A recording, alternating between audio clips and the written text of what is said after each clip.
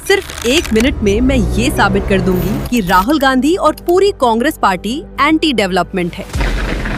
चलिए सबूतों के साथ बताती हूँ कैसे। भारत सरकार ने एक ऐसा प्रोजेक्ट लॉन्च किया है जो अगर पूरा हो गया तो भारत को सालाना 2000 करोड़ का फायदा होगा। 1 लाख से भी अधिक लोगों को नौकरी मिलेगी।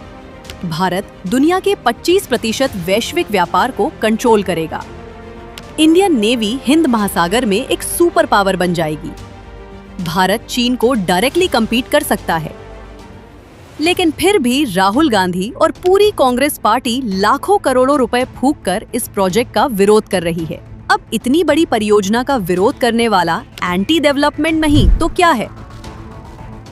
आइए इस प्रोजेक्ट की पूरी कहानी और राहुल गांधी के विकास विरोध क्रोनोलॉजी को समझते हैं। ये प्रोजेक्ट है द ग्रेट निकोबार प्रोजेक्ट।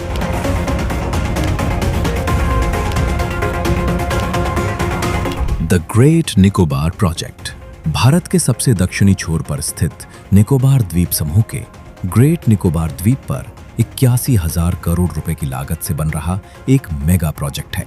इस प्रोजेक्ट के तहत ग्रेट निकोबार द्वीप पर international container transshipment port, dual use international greenfield airport, power plant और टाउनशिप बनाए जाएंगे। 81,000 करोड़ रुपए की लागत से बन रहा ये पूरा प्रोजेक्ट अर्थव्यवस्था, सुरक्षा और रणनीतिक रूप से भारत के लिए अत्यंत महत्वपूर्ण है। आर्थिक दृष्टिकोण ग्रेट निकोबार द्वीप के गैलाथिया बे में भारत 20 से 25 मीटर गहराई वाला इंटरनेशनल कंटेनर ट्रांसशिपमेंट पोर्ट बना रहा है, जो भारी भरकम मदर वेसल्स को हैंडल कर सकता है। एक उदाहरण से समझिए कि ये कितना महत्वपूर्ण है। अगर भारत को दवाइयों से भरा कंटेनर जर्मनी एक्सपोर्ट करना हो तो पहले ये कंटेनर फीडर वेसल के जरिए मलेशिया जाएगा। वहां से वो मदर वेसल में लोड होकर जर्मनी जाएगा। फीडर वेसल उस बस की तरह है जिसमें बैठकर आप 20 किलोमीटर दूर रेलवे स्टेशन जाते हैं, और मदर वेसल वो एक्सप्रेस ट्रेन है जिसमें बैठकर आज आगे हजारों किलोमीटर की यात्रा करते हैं।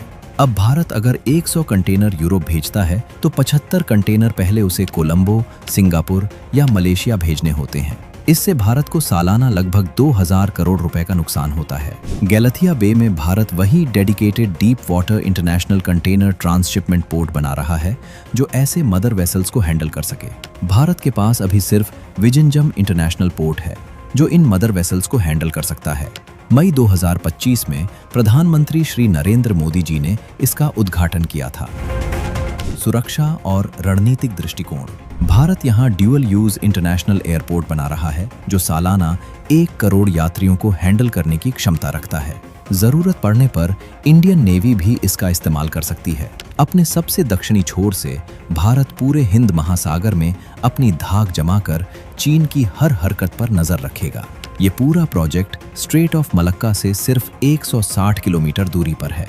Straight of Malacca strait of Hormuz की तरह ही एक चोक पॉइंट है जहां से पूरी दुनिया का 25% ग्लोबल व्यापार गुजरता है। पूरी दुनिया ने देखा कि अगर ऐसे महत्वपूर्ण चोक पॉइंट का कंट्रोल आपके पास हो तो आप कितने ताकतवर हैं। चीन अपनी ऊर्जा जरूरतों का 80% सप्लाई भी इसी रास्ते से करता है। जरूरत पड़ने पर भारत चीन की भी कमर तोड़ सकता है। इस प्रोजेक्ट के तहत यहाँ 16,610 हेक्टेयर में एक आधुनिक टाउनशिप और पावर प्लांट भी बनाए जाएंगे। इतने बड़े स्तर पर देश के एक महत्वपूर्ण हिस्से का विकास हो रहा है जिससे देश की अर्थव्यवस्था को रफ्तार मिलेगी।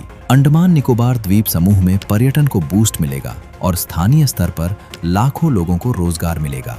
सबसे मानवीय और संवेदनशील पहलू है यहाँ के स्थानीय निवासियों और जनजातीय समुदायों का उत्थान। मोदी जी की अंत्योदय नीति के तहत ये प्रोजेक्ट यहाँ 1 लाख से भी अधिक प्रत्यक्ष और अप्रत्यक्ष रोजगार के अवसर पैदा करेगा। यहाँ बनने वाला एयरपोर्ट, स्मार्ट टाउनशिप और आधुनिक सड़कों का जाल इस क्षेत्र को पिछड़ापन से निकालकर ग्लोबल हब की श्रेणी में खड़ा कर देगा। जो जनजातीय समुदाय दशकों से विकास से वंचित रहे, उन्हें मोदी सरकार शिक्षा, स्वास्थ्य और इंटरनेट जैसी सुविधाओं के जरिए राष्ट्र की मुख्य धारा से जोड़ रही है। पर्यावरण की चिंता करने वाली मोदी सरकार ने यहाँ विकास के साथ साथ प्रकृति का भी ध्यान रखा है और 2 गुना क्षतिपूर्ति वनरोपण का संकल्प लिया है।